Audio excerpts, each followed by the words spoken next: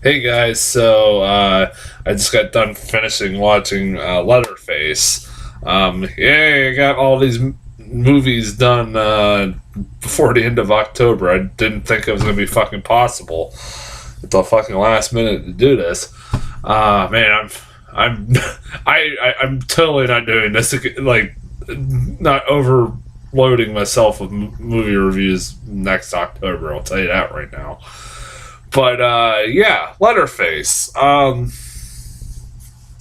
This was a movie that I kind of was only going to watch because I'd seen the other ones. It's like, fuck it, I've seen the other ones. I've even saw Texas Chainsaw 3D, and that fucking sucked. That was a great. I'll take that back. That was a great comedy. That was a very good comedy. As I have never laughed so much in a theater. I've laughed more at that movie than I did at actual fucking comedies. Um, and I was like, yeah, I don't know why we need another Texas Chainsaw Massacre and a fucking another prequel. Really, another prequel? Is that really fucking necessary? We already got one, like with Texas Chainsaw at the beginning, and that was okay. It was okay. Um, but like, do we really need another one? But then I was hearing it like a few months ago. It was getting pretty well received, like by some critics. I'm like, huh. I really never saw any trailers or anything for it, like before going into it. I did check one out before I started watching it, but I was like, oh, this is really getting well received. And I was looking at the cast in it, and I'm like, that's not actually a bad cast. What the hell? It's like, for a fucking Texas Chainsaw Massacre prequel, okay, fuck it. I mean, last prequel did have fucking Arlie Ermy and shit like that, but I mean, um, and like, but now over the last couple weeks, it's kind of gotten a lot more bad reviews, but it's like standing at 30%. But I was kind of curious. It's like, I was kind of hearing mixed things about it from people that had seen it. I was like, all right, I'll throw my 2 cents into the hat. Why not? So I'll check it out. Then put it as one of my movie reviews, and yeah. After just having just finished watching it, it's okay. It's not. It's nothing special. It's better than Texas Chainsaw 3D. I'll tell you that fucking right now. I will say this: it's better than the other prequel. Um, it went in interesting directions that I didn't expect, but it's not bad. I mean, if you get a chance to maybe rent it for like a couple bucks, it's not a bad sit. If you ever seen the other movies, um, like everybody, I agree. Steven Dorff and Lily Taylor are fucking great in this movie. And the scenes that they're in, like, I kept hearing how much praise they were getting, and I'm like, okay, so they gotta have big roles. No, not really. They're like in this movie, like both of them are in this movie less than 20 minutes. Literally, like a movie that's an hour and a half movie. It's like they're not even really in this movie that much. Like, I liked Steven Dorff's like his story's kind of like him channeling the movie Devil's Rejects, and the cop sheriff character from Devil's Rejects. Forget the actor's name. I apologize.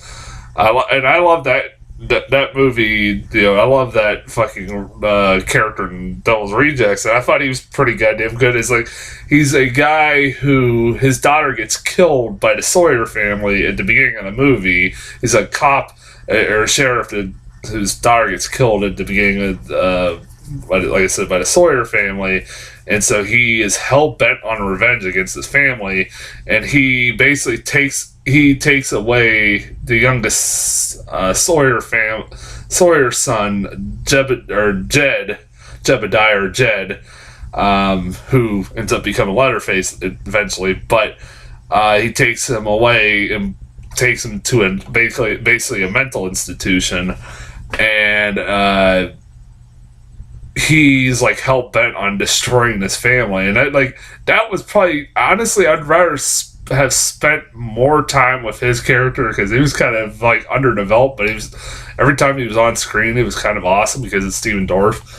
I really like this character, and Lily Taylor's great too in the short stuff she's in. Like everybody has said, she's the matriarch of the family, Sawyer family, and she's crazy. I almost kept saying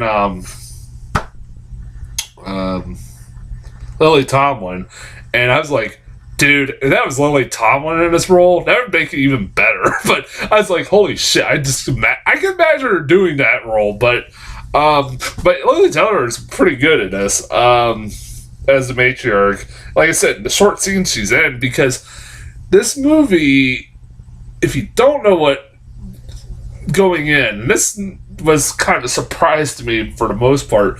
The majority of this movie is what I can best describe as, this is a weird combination, so just hear me out. If you take natural born killers and mix it in with Devil's Rejects and mix it in with Of Mice and Men, I'm not kidding. Like, that's the best way I can fucking describe this. Because the majority of this movie, because like the first 20 minutes you spend in this hospital, like kind of seeing like the interactions with the main nurse, Lizzie, and some of the patients, Jackson, Bud, Ike, and who was it? Clarice was the other girl. And Bud and Jackson are like these two, like Bud's like this big hulking fat kid who doesn't talk, and Jackson's this kind of seems like a normal kid who just kind of takes a liking to this Lizzie nurse, and he like eventually they all get broken out of this fucking mental institution. And Ike and Clarice are like the two crazy ones that basically are the leaders of this fucking group. They take Jackson and Bud with them and kidnap the nurse, Lizzie. And so that's what majority of this movie's about, is them on the run from the fucking police as they're trying to escape and go to Mexico. And it's like, okay, like, part of me while watching this for the majority of it, it's like, this doesn't really feel like a fucking Texas Chainsaw prequel. Like, other than probably the last 25 minutes or 15 minutes, actually really 15 minutes, does it really start to feel like a Texas Chainsaw remake. And also the beginning of the movie, but like the first 10 minutes do kind of feel. But it's like, yeah, you really couldn't. It almost feels like it's weird because like they spend so much time with this escaped convicts and stuff. It's like, it feels like they just tacked on at the last minute. I mean, I know this was meant as a Leatherface remake. This feels like one of those movies that like was something else, and then like last minute they tacked on Texas Chainsaw Massacre fucking prequel.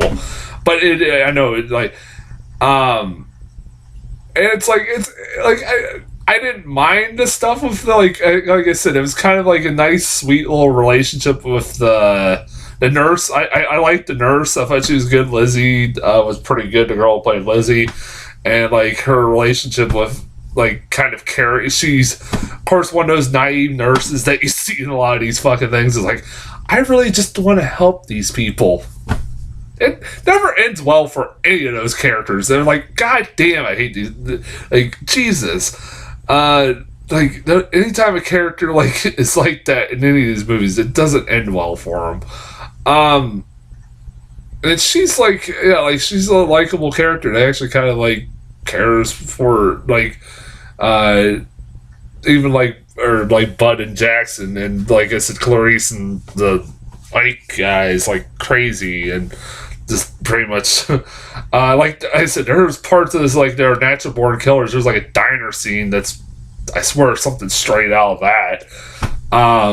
And like Pulp Fiction, but well, not as fucking Pulp Fiction wasn't even like that diner scene in Pulp Fiction wasn't nearly as violent as this one. Jesus Christ. Or more say natural born killers, but yeah, it's like it was weird. Like for like a majority of this movie, I was just sitting there like, was this like meant to be something else? Like, but then like in the last 10-15 minutes, it gets into the Texas Chainsaw Massacre, or like you get right back to meeting or seeing the Sawyer family, and like I said, it takes place before the first one, so it's like there's the grandpa before he looks all decrepit, and there's like all the other members of the family, yada yada yada. Somebody said this is supposed to take place in the same universe as like Texas Chainsaw 3D, and if that is true, how I don't know if that is true. Like I've read somewhere it is, but like what happens to that girl from the Texas Chainsaw 3D? Again, it just makes the shows that glaring plot hole from Texas Chainsaw 3D, and that she should be 40 years old, not 20. But yeah, I don't know where she would fucking fit into that, like, with that family, because that movie just introduced, like a lot more members of that family than there were in the fucking original.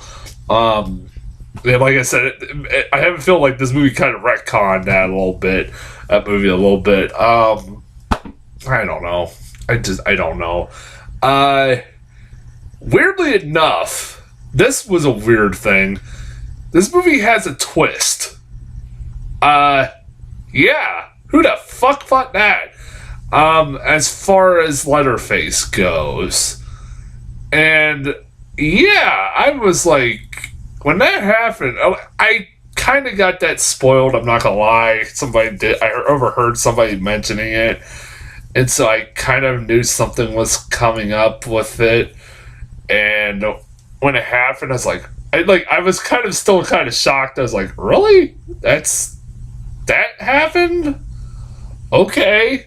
And I like the twist is like, wow, there's a twist in this fucking movie. Who would I ever thought a fucking twist in fucking the Texas Chainsaw Massacre prequel would be? There would be one in this movie, but there is. Like I said, it was still kind of surprising, even though I knew something was coming. But it was like, it's like, that was weird. And then, so what happens at the end of the movie kind of makes you like, wow, that was one mean-spirited fucking ending.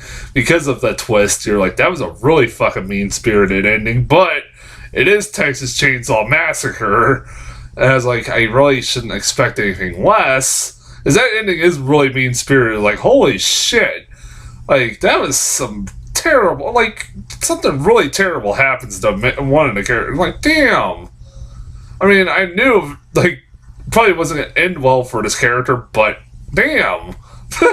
Yeah, that was like, I'm trying to be vague without getting into spoilers, but it's just like, damn, man. Yeah. And, like, at the end of the movie, you do find out, like, you see him make his first face mask, and that was kind of disturbing. When you find out what was his first face mask. That kind of, I was like, man, really? Like I said, it's just kind of fucked. It's like, man, that's kind of fucked up. But again, it's Texas Chainsaw Massacre. Why the fuck do I expect anything more? Because the original was, like, fucked up. It was a pretty fucked up movie. The original was, like I said, it's kind of sad. Toby Hooper, like I saw, like he's listed as executive producer. I was hoping there would be like a in memory of Toby Hooper or something at the end of the credits or something like that, maybe. But there wasn't. I was like, he just died. Yeah, it sucks, man. God damn, I didn't mention that. Did I mention? Yeah, actually, I did mention that, didn't I? I mean, man, it sucks. Toby Hooper, like, Tobe Hooper, I consider the greatest, most influential horror directors of all time to be Carpenter, Craven, Hooper, and Romero. They're the most important horror directors. You could say Hitchcock too, but I'm thinking it's more suspense. I would put him in more the suspense category. But those are the four that have had so many, or the most influential horror directors of all time, in my opinion. And yeah, we're losing Hooper. We've lost Hooper and Craven and Romero. Carpenter is the only one live now. It's fucking crazy. Jesus. But yeah, it's like, I don't know how you would have felt about this movie, but I think it was out of his hands. He probably just got a fucking, his estate probably got a royalty check out of this. So, I mean, they're probably not minding it whatsoever, but yeah, they've already bastardized this shit. This is far from the worst thing that Texas Chainsaw Massacre movies have done up to this point. Fuck. The Texas Chainsaw Massacre: The New Beginning. The Texas Chainsaw 3D, I think, was worse than... People will argue me on that, but I'd rather watch The New Beginning than watch Texas Chainsaw 3D again. Is at least... The New Beginning had fucking Matt McConaughey going fucking batshit. Now I'm just gonna rant about fucking... I want to go home. I want to go to bed. Yeah, I'm done with these reviews for horror reviews for October. Yay! And I overdid it, so I hope you all appreciate it, you fuckers. I made sure to finally get them all in before the end of October. It's been fun watching. Like I said, it's kind of funny. It started out with a movie about people in a mental institution, and it ended with a movie about people in a mental institution. So, the state of horror movies nowadays, people. Yeah, so that's as far as month of October horror reviews. Hopefully I'll maybe I'll do it next year. I can't guarantee it. I'm fucking so exhausted from doing all these reviews. I've never done this many reviews in a while. So until then, I'll talk to you guys later.